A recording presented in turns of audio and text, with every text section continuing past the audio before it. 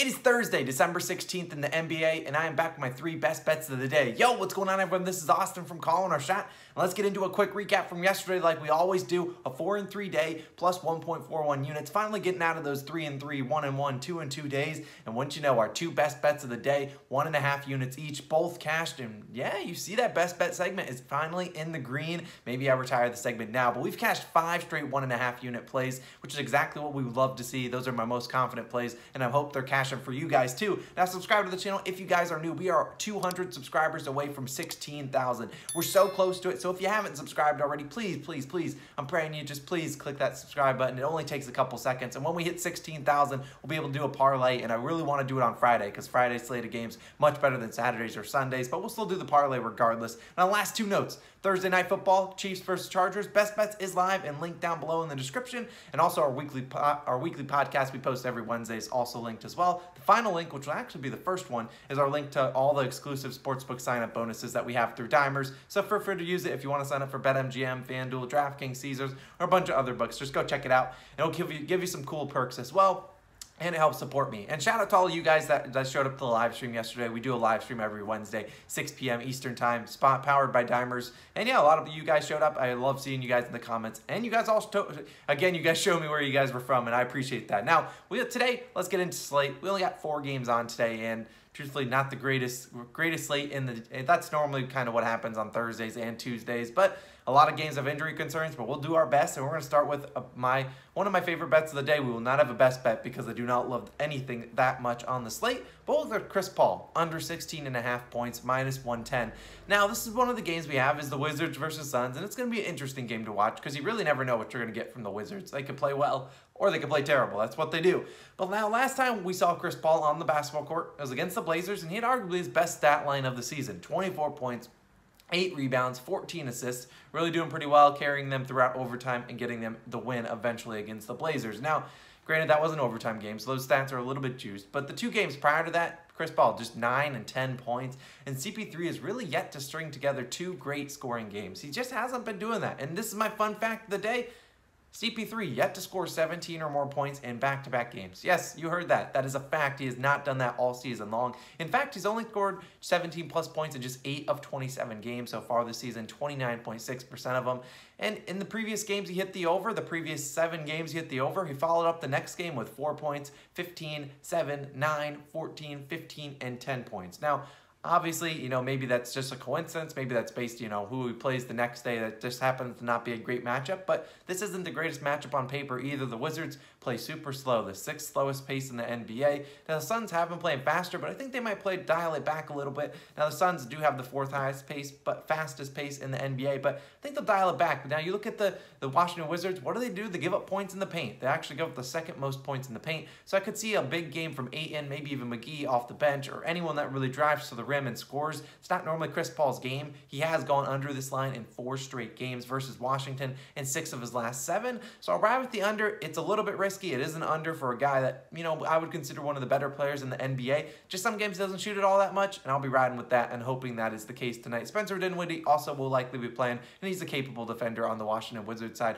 We'll take Chris Paul under 16.5 points. Moving on to another one. And, we don't have a line for it. Kevin Durant over in PRAs or rebounds plus assists. This is my 2nd most confident play of the day. And the only issue is, like I said, we don't have a line. And that's sometimes what happens. We're recording this at 7:07 a.m. Eastern time.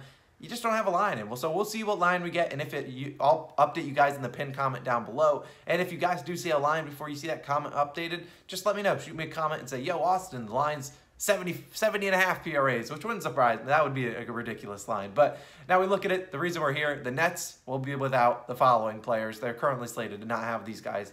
James Johnson, James Harden, LaMarcus Aldridge, Paul Millsap, Joe Harris, DeAndre Bembry, Javon Carter, Bruce Brown, and I guess if you want to throw Kyrie Irving into there. They got 9 players that they will not have today. They just signed Langston Galloway, I believe, but arguably you'll really just see Patty Mills, you'll see Kevin Durant, Nicholas Claxton, Blake Griffin, and a couple other guys out there trying to hold down the 4. Even Cam Thomas, I believe, will be out there as well. So today they take on the Sixers team. You already know they're depleted, and in 2 games this season, just without James Harden. I don't care about the other guys, which are out and will help this stat in alone. In 2 games this season without Harden, you've seen Kevin Durant had a usage rate of 42.9% and 31.1%.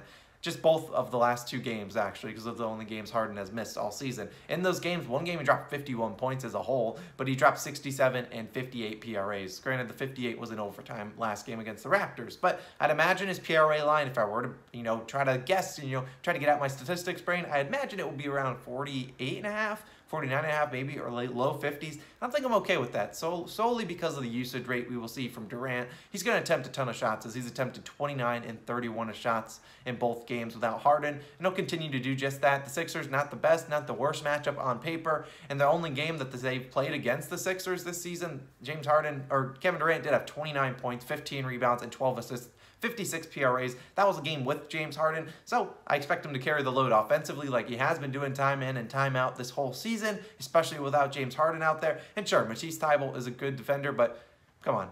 I'm Kevin Durant. You know my name. That's exactly what he is, and I'm going to carry Durant. I think the volume alone gets him over whatever line they give him. Unless the line is ridiculous, then we'll see, but I'll update you guys in the pinned comment down below. Final play of the day, Pacers, -10 versus the Pistons. A wise man once said, and get your monocle out, he said, I hate betting on the Pacers. Who would that person be? Well, that's myself, because the Pacers are one of the most unpredictable teams in the NBA. But I think I finally figured them out, because you expect the unexpected with them, and that was exactly what happened yesterday. People rode the Pacers against a Bucks team that was down Chris Middleton and Giannis Antetokounmpo. All they had was Drew Holiday and a bunch of the other backups. Yeah, of course. They lost that game, and they didn't just lose it. They got blown out in that game, and I really wanted to add the Bucks spread. I just did not add it. I regretted it. But that is exactly what happens with Pacers basketball. Now, they bounce back today and destroy a Pistons team, because this Pistons team will be without arguably their best player, Jeremy Grant. Now, Cade Cunningham, he's been great so far for a rookie. Only 20 games in so far, really kind of proven that he was worth the #1 overall pick. But it's still, I just don't think they have enough scoring to keep up with Indiana all night long. You look at the Pistons, they're also on the road in Indiana, and on the road this season, just 6-7 against the spread. 10 points is a lot. Indiana is not the best team in the NBA, but they are better at home. They're 9-6-1 against the spread. At home, the 7th best in the league. And sure, did the Pistons beat the Pacers outright earlier this season? Yeah, they actually did, and that was with Jeremy Grant. That was at home for Detroit. Today, they're on the road against Indiana. The Pistons have very little defense as a whole. And now you take out their best defender, Jeremy Grant.